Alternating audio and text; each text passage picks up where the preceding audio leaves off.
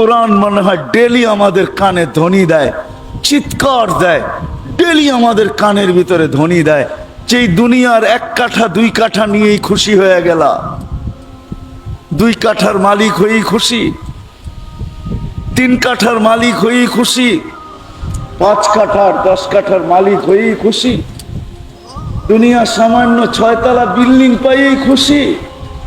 আয় মেরে দোস্ত, এটাতেই খুশি। কোরআন মনে হয় ডেলি এটাই ধ্বনি দেয়, আর রাদিতুম বিল হায়াতিদ দুনিয়া ওয়াল আখিরাতু খায়রু ওয়া আবকা।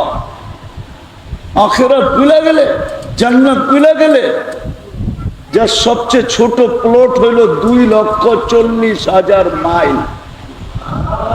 আরে গুইরা দেখতে গেলেই কয়েক হাজার বৎসর লাগবে, সবচেয়ে ছোট প্লট। আমার সমাজের যুবক তো ভাবে ওদেরকে একটা প্রবাদ বাক্য ধরা ফেলছে, যুবকদেরকে ওরা প্রবাদ বাক্য শুনছে, চিতাতেই সব শেষ। আমাদের যুবকরাও ভাবে দুনিয়াই সব শেষ, দুনিয়া শেষ। হ্যাঁ, এই দুনিয়ার বিল্ডিং, জান্নাতের 1 তালার দূরত্ব হবে জমিন থেকে আকাশ পর্যন্ত, যতটুকু অতটুকু। রব্বে কাবার কসম, সিঁড়ি বাইতে হবে না, সুপার অ্যাক্সেলেটার লাগানো আছে। যে আল্লাহ দুনিয়াতে অ্যাক্সেলেটারের জ্ঞান দিতে পারে, ওই আল্লাহ সুপারটা জান্নাতে লাগায় তারপর খাটারাটা আমাদেরকে দিছে। সুপারটা লাগানো আছে, বটন দিয়া চলবে না, অপারেটর লাগবে না, ওটা মনের উপরে চলবে, মনের উপরে। মন বলবে এত তালায় যাব, অ্যাক্সেলেটার টান দিয়া ওইখানে নামায় দিবে। সুপার লিফট লাগানো আছে। আমাদের নবীজি চোখে দেখা আইসা বলছে, দেখা আইসা। শুধু শুধু তো কোরআন বলে নাই। তুমি যদি দেখা জান্নাত পাইতে চাও তাহলে তুমি কি করবে? তো কোরআন বলে দিছেন, লাকাদ কানা লাকুম ফি রাসূলিল্লাহি উসওয়াতুন হাসানা। আমার বন্ধুর ভিতরে তোমাদের জন্য আদর্শ রেখা দিছি। শুধু আদর্শ না, হেদায়েত রেখা দিছেন। আমার বন্ধুর ভিতরে তোমাদের জন্য জান্নাত রেখা দিছি, জান্নাত। বন্ধুর আদর্শে জান্নাত মিলবে। আমরাও আজকের থেকে ভাবি যে প্রস্তুতি নিয়ে যেতে হবে, জীবনটা কাটায় গেলে চলবে না। শেষ কথা বলেই চলে শেষ করতেছি, সত্য এটাই, এটারই ইঙ্গিত আল্লাহ দিচ্ছেন। আফাহাসিবতুম আন্নামা খালাকনাকুম আবাস ওয়া আন্নাকুম ইলাইনা লা তুরজাউন। তোর ধারণা কি তুই অনর্থক? এটা কি আল্লাহ অন্যভাবে আমাদেরকে বুঝাইছেন। আতাইতুকা আইনানি তানদুরু বিহা ওয়ালা উহাসিব। তোর ধারণা কি দৃষ্টি আমি দিলাম আর হিসাব নিব না? এটা বুঝি তোর ধারণা। শ্রবণ শক্তি আমি দিলাম আর তোমার ধারণা এটার হিসাব কিতাব নিব না। আতাইতুকা লিসানান তানতিকু বি। বাক শক্তি আমি দিলাম আর এটার হিসাব কিতাব নিব না, এটা বুঝি তোমার ধারণা। আকল আমি দিলাম, ভালো মন্দ তুমি বুঝো আর ভাবতেছো এটার হিসাব কিতাব নিব না। আতাইতুকা কলবান তাতাফাক্কারু বিহি ওয়ালা উহাসিব। দিল আমি দিলাম আর চিন্তা তুমি করো আর ভাবছো এটার কোনো হিসাব কিতাব নিব না। যুবক ও মানুষ, একটু ভাবেন না, বাচ্চা তো আমাদের ঘরেও হয়। ভাবেন না, ও যখন মার পেটের থেকে আসে তো কেমন আসে? ওকে ডেকোরেশন কে করলো, সাজাইলো কে, ফুটাইলো কে, সবকিছু বললো কে?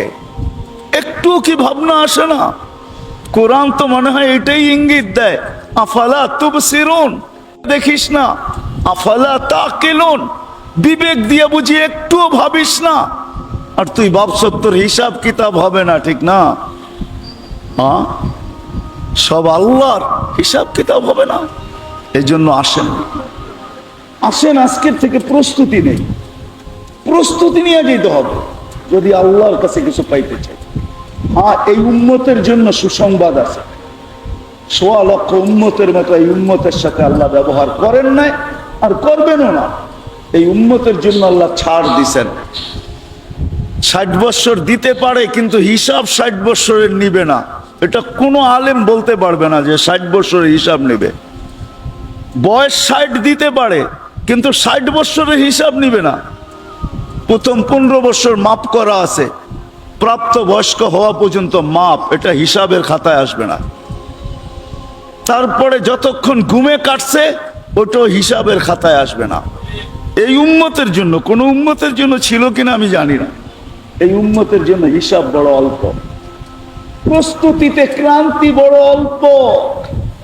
এই জন্যই তো আমি বলি, হায় আমার জাতি যদি এতটুকু করতো যে আজান আওয়াজ শুনতে দেরি, মসজিদ ভরতে যদি দেরি না হতো, যে যেখানে আছে ওইখানে আল্লাহু আকবার বলতে যদি দেরি না করত, তাইলে মনে হয় এক নামাজই যথেষ্ট ছিল। হাদিসও তো বলে ইদা সালুহা সালুহা সাইরুল আমাল, নামাজ ওকে তো জীবন ওকে। শুধু নামাজই পড়তো। আমি তো বলি নতুন কথা কোত্থেকে আনবো, আমার উম্মত যদি 4 মাস গুনাহ না করতো, 4 মাস, 8 মাসের গুনাহ কোনো ক্ষতি হতো না যদি 4 মাস গুনাহ না করতো।